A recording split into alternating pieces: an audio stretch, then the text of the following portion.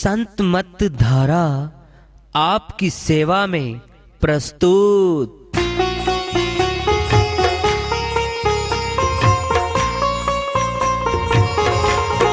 जो चाहता है प्रभु प्यारा, वो आओ संत मत धारा। भक्ति भेद बता कर सारा, वो कर दे भव के पारा। जो चाहता है प्रभु प्यारा, वो आओ संत मत धारा। भक्ति भेद बता कर सारा, वो कर दे भव के पारा। जो चाहता है प्रभु प्यारा।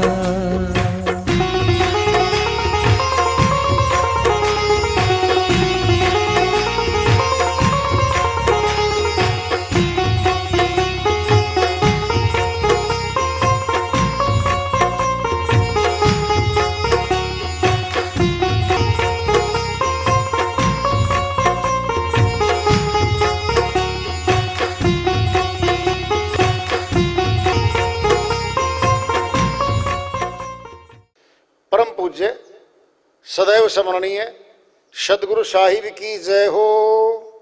सतनाम साहिब। आदरणीय सर्व संतों की जय हो।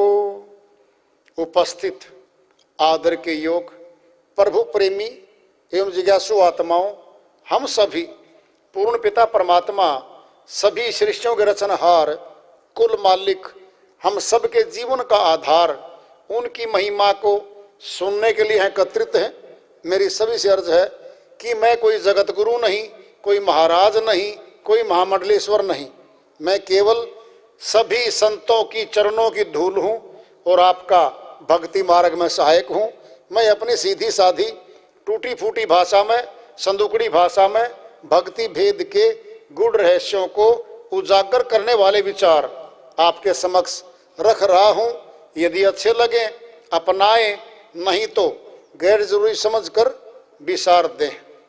हाँ, सत्संग ही एकमात्र प्रभु प्राप्ति का विद्यालय है, विश्वविद्यालय है ये।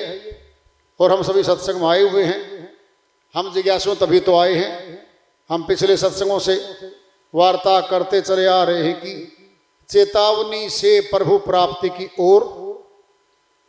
इस अध्याय को, इस वार्ता को आज फिर आगे बढ़ा रहे हैं।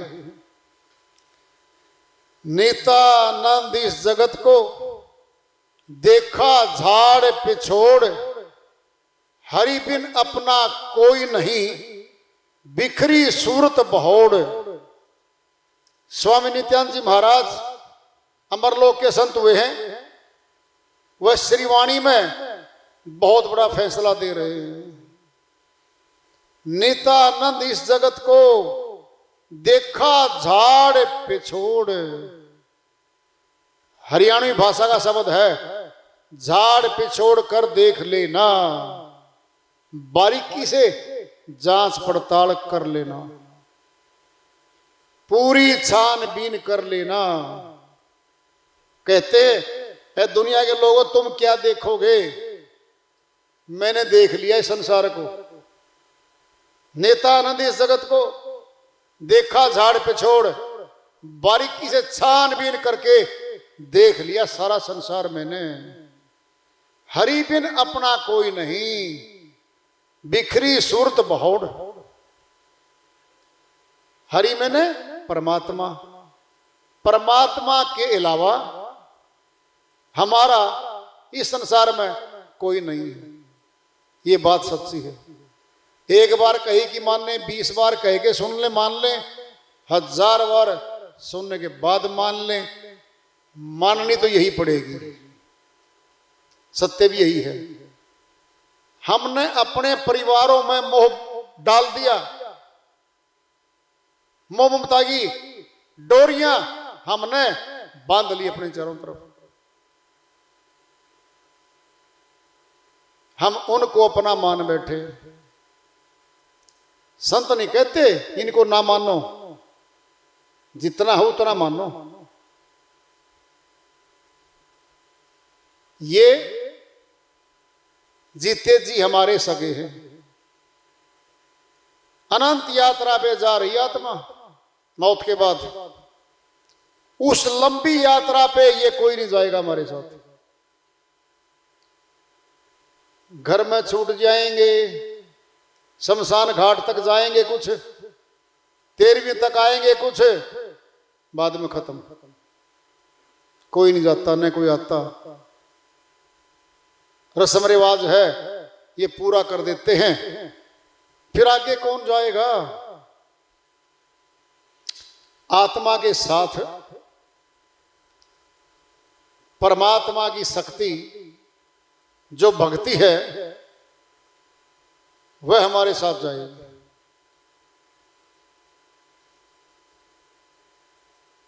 फिर हमें तो साथी चाहिए। जगत में भी हम साथी बना के, मित्र बना के रखते हैं। फिर जगत में खाली घूमते चलेंगे? नहीं, वहां भी परमात्म शक्ति हमें चाहिए है, जो हमारे साथ चलेगी, जो रक्षा करेगी, हमारा आगामी जीवन का फैसला करवाएगी। कह रहे वो बिखरी सूरत बहौड़, जो सुरती हमारी संसार में, समाज में, परिवार में, धन में, मकान में, जमीनों में, दुकानों में, फैक्ट्रियों में फैल चुकी है,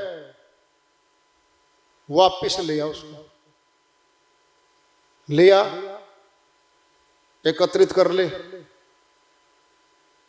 अपनी जगह ले आ। हमारे भले की कह रहे हैं संत। जिसमें हमारा भला छुपा हुआ है वह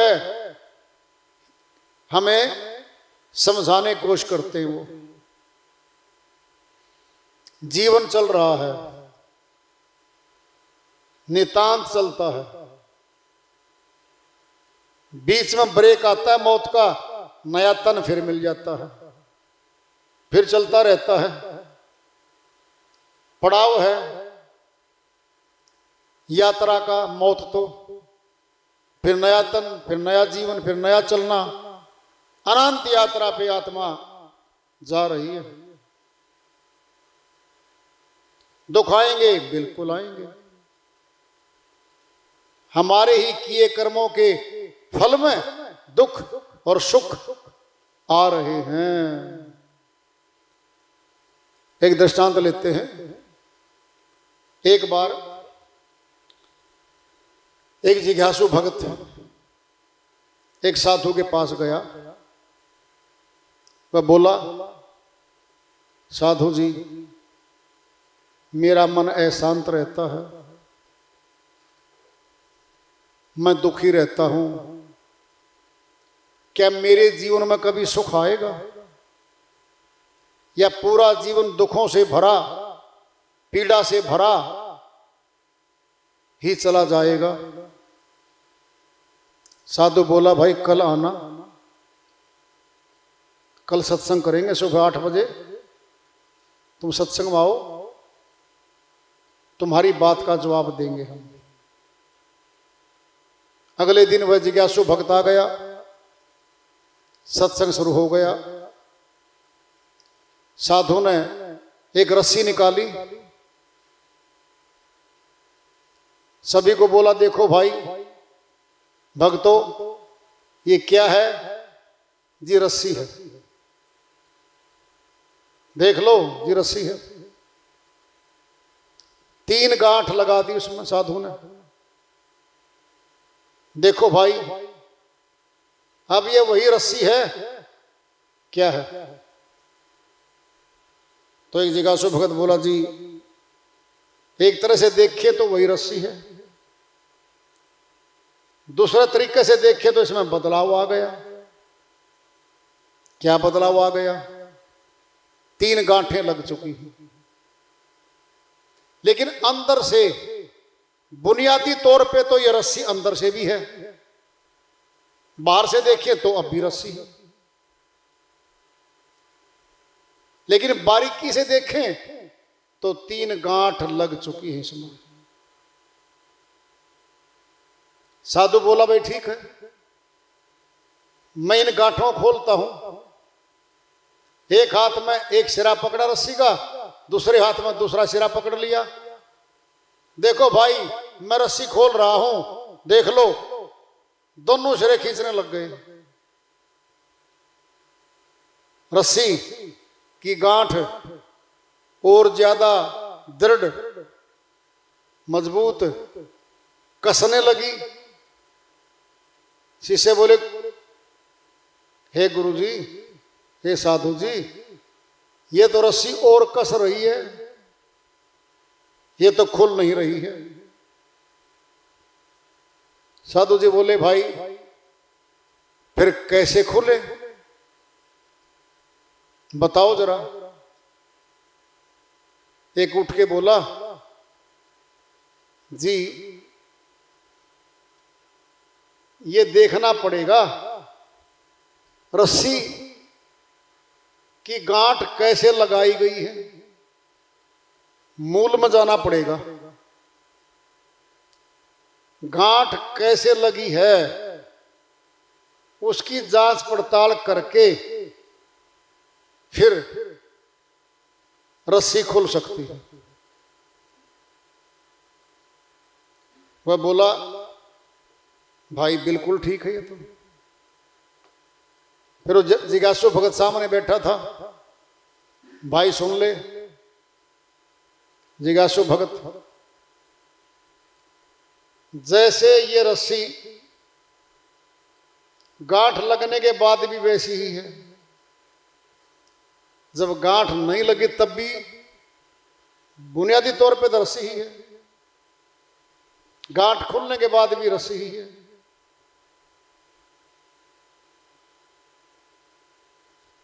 जो समस्याएं आती हैं, जिनसे तनाव बनता है, जो दुख देता है हमें पीड़ा देता है, उसका कारण ढूंढना पड़ेगा। इस समस्या का हल कैसे हो, उस समस्या की जड़ में जाना पड़ेगा। ये समस्या की उत्पत्ति कैसे हुई, ये समस्या उत्पन्न कैसे हुई। कई बार कहते हैं ना वैद्य जी, डॉक्टर जी, मरीज भी कहता है, वैद्य जी बीमारी को जड़ से काट देना। वैद्य जी पूछेगा, भाई तुझे क्या प्रॉब्लम, क्या तकलीफ है? जी मुझे जुकाम नजला हो रखा। अब तो कहता, भाई फिर जड़ से कटवानी है ना, तो तेरी केस हिस्ट्री पढ़नी पड़ेगी। कितने साल से आपको ये, जब प्रथम बार जुकाम हुआ था क्या खाया था तूने, सारा पूछेगा वो। जी ठंडी ठंडी आइसक्रीम खाई थी, जनवरी का महीना था, वो सारी बातें बता रहा है, वह नोट कर रहा है। अच्छा छींके कैसी आई? जी आई छींके, फिर पानी आया, नाक चल पड़ा, नाक बंद हुआ तो गला रोकने लग गया, अब गले में खराश हो रही है, फेफड़े में खिंचाव हो रहा है, सारी केस हिस्ट्री लिखने लग रहा है उसको। कहा था ना मरीज ने, जिस जड़ से बीमारी खत्म कर दो। फिर जड़ पूछ रहा है, कारण पूछ रहा है, ये पहली बार जुकाम कब हुआ और कितने साल पहले हुआ था। अब पूछेगा तूने दवाई कौन सी खाई है, तब उसका इलाज शुरू करेगा। साधु जी कह रहे हैं, भाई वो समस्या का कारण क्या हुआ, कैसे उत्पन्न हुई वो समस्या, उसका कारण ढूंढना पड़ेगा। अब बताएगा वो जिज्ञासु भगत। जी बता दूं? कहता बता दो। हम आपस में भाई भाई बैठे थे,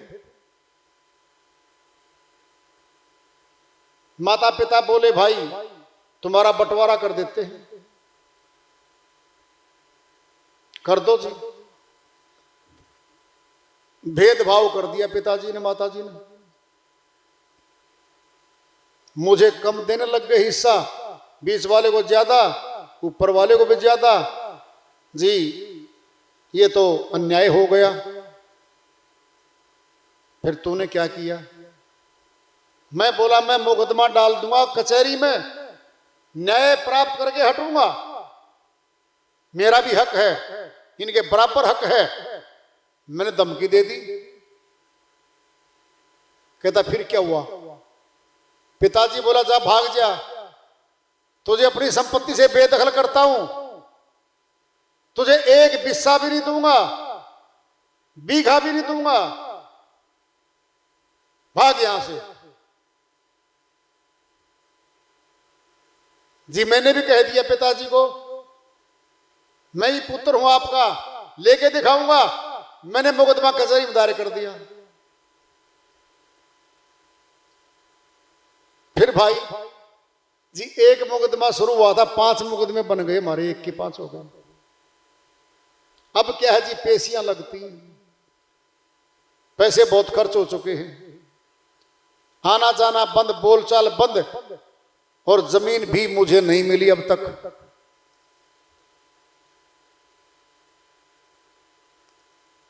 तेरा कारण क्या था? क्रोध। धैर्य खो बैठा, सहन शक्ति खो बैठा। अगर तुझे 1 बीघा 2 बीघे कम मिलती, जितनी मिल रही थी वो ले लेता, कब्जा कर लेता, और बाद में बंटवारे का मुकदमा डालता, और फिर तेरा मुकदमा चल जाता कि भाइयों को बराबर नहीं दिया मुझे, मेरा बंटवारा करवा दिया जाए, तीसरा हक मेरा भी बनता है। साधु जी ने जब ये बात कही जी, मेरी समझ में तो ये बात नहीं आई, क्रोध आया। भाई तेरे बीमारी है ये क्रोध की, फिर क्रोध आएगा।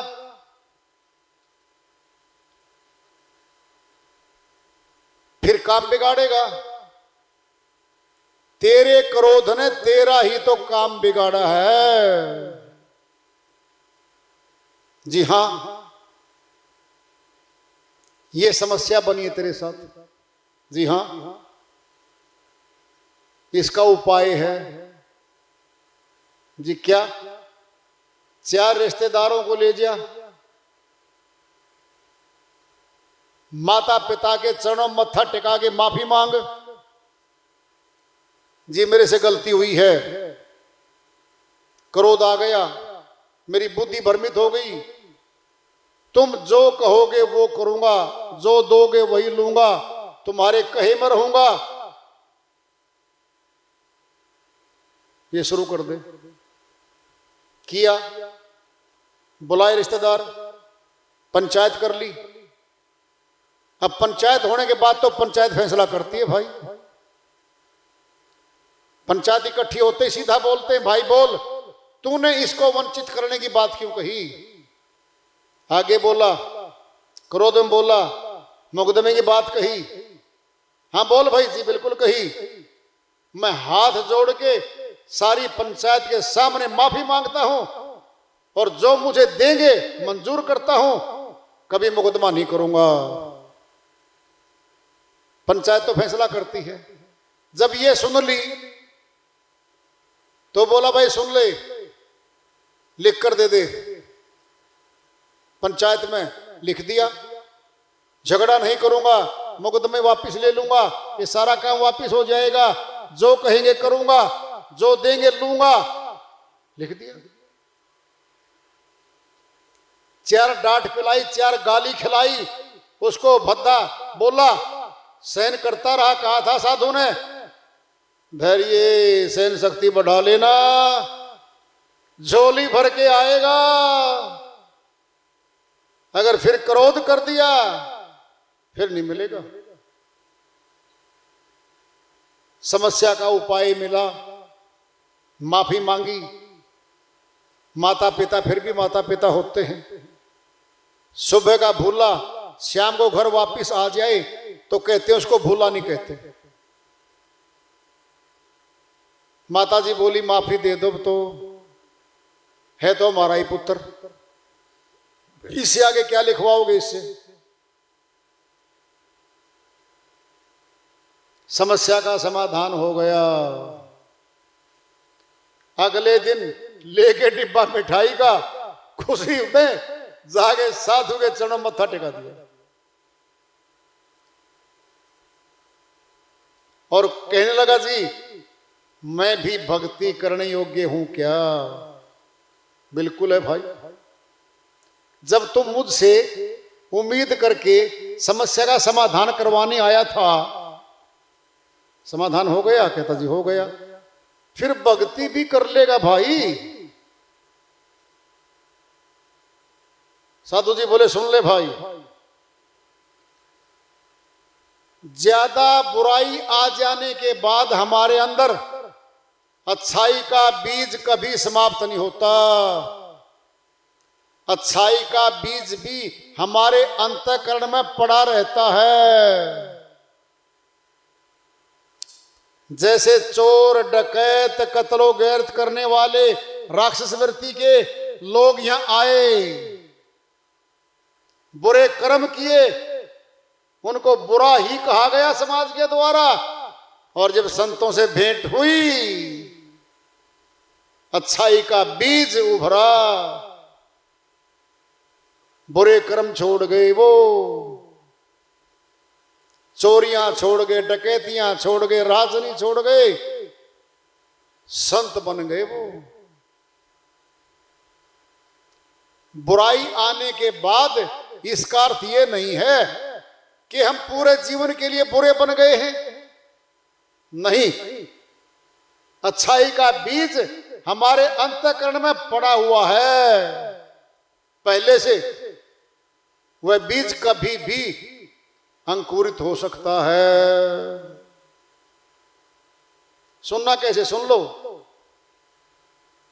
किसान फसल बीजता है नई, और पिछली फसल के बीज जमीन में पड़े होते हैं जड़ के। समय का योग बनता है, वो ऋतु आती है उस फसल की, वो जो बिखरे पड़े थे खेत में बीज, वो अंकुरित हो जाते हैं। हमने तो नहीं बीजे, किसी नई फसल का बीज बोया है, नई फसल चाह रहे हैं हम। जो पीछे बीज जो फसल थी वो तो ले गए हम उठा के। कुछ जड़ के बीज फसल में से मिट्टी में गिर के मिल जाते हैं मिट्टी में, और समय पे उगाते हैं। और कई फसल तो ये मनुष्य वैसे भी कई कई लेता है। बरसीन है, घास का काम करती है पशुओं के लिए। एक कटाई कर दी, दूसरी फूट आई, दूसरी काट दी, तीसरी फूट आई। गन्ना है, 3-3 4-4 फसल ले लेता किसान गन्ने से, क्योंकि बीज रखा था अंदर। ऐसे ही हमारे अंतःकरण में बहुत जन्मों के अच्छे बीज, अच्छे कर्मों के बीज पड़े होते हैं। वह योग बनता है, ऋतु आती है, समय आता है, और वो बीज उभर आते हैं। हमने ऐसे व्यक्ति देखे अपने जीवन में जो बिल्कुल बुरे थे, नशेड़ी थे, ये कभी नहीं बदलेगा, ये बातें भी कह चुके थे। समय का योग हुआ, वो मिले, आए, शराब छोड़ गए, नशे छोड़ गए, सत्संगी बन गए, सत्संग में आ गए, सत्संग सुनते सुनते भक्ति में दाखिल हो गए और भक्ति करते करते भगत हो गए। 10 साल में सेवादार बन गए, मुख्य सेवक बनने लग गए।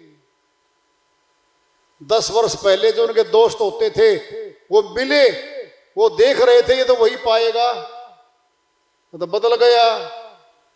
पहले नशे की हालत में बुझा बुझा चेहरा, झुर्रियां, अटपटा सा चेहरा रहता था, अब चमकता दमकता चेहरा। पर वो भक्ति की बात करे, सत्संग की बात करे, बोला भाई तुम वही हो? कहता वही हो भाई जो 10 वर्ष पहले तुझे मिला था। ये कैसे हुआ? कहता बदल गया, बदल गया। अच्छाई के बीज भी पड़े होते हैं,